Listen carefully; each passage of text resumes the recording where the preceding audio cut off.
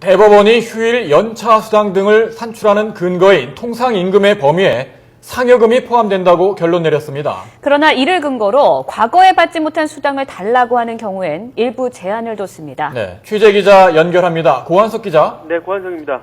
그동안 재계와 노동계가 통상임금의 범위를 놓고 첨예하게 대립했는데 오늘 대법원이 결론을 냈군요.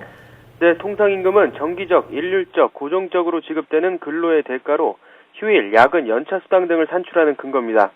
통상임금이 늘어나면 그만큼 수당을 많이 받게 되고 평균 임금이 높아져서 퇴직금도 증가합니다.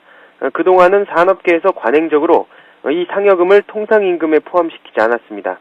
그런데 오늘 대법원은 정기적으로 지급되는 상여금은 통상임금에 포함된다고 최종 결론 내렸습니다. 매달은 아니지만 보통 2달에 한 번씩 성과 등에 관계없이 정기적으로 지급하기 때문에 통상임금이라는 겁니다.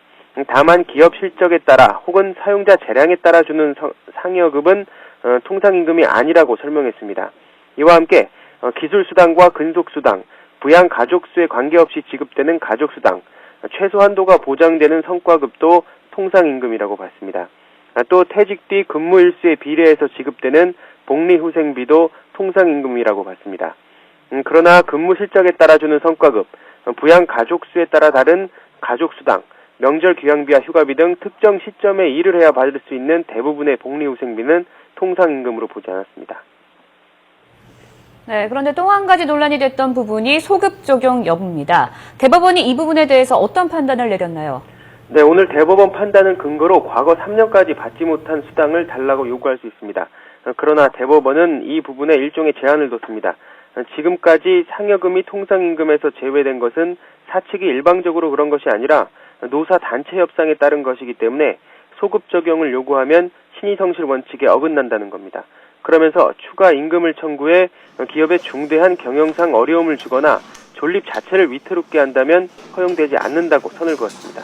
대법원 관계자는 소급 적용 자체가 안 된다는 것이 아니라 회사 재정을 고려해야 한다는 의미라고 설명했습니다.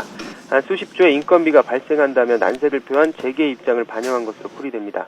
지난 60여 년 동안 통상임금의 명확한 정의가 내려지지 않아 관련 소송이 잇따르는 등 혼란이 있었습니다. 그러나 오늘 대법원이 통상임금의 범위를 명확히 하면서 정부도 근로기준법 시행령 개정에 착수하는 등 임금체계 개편에 나설 것으로 보입니다.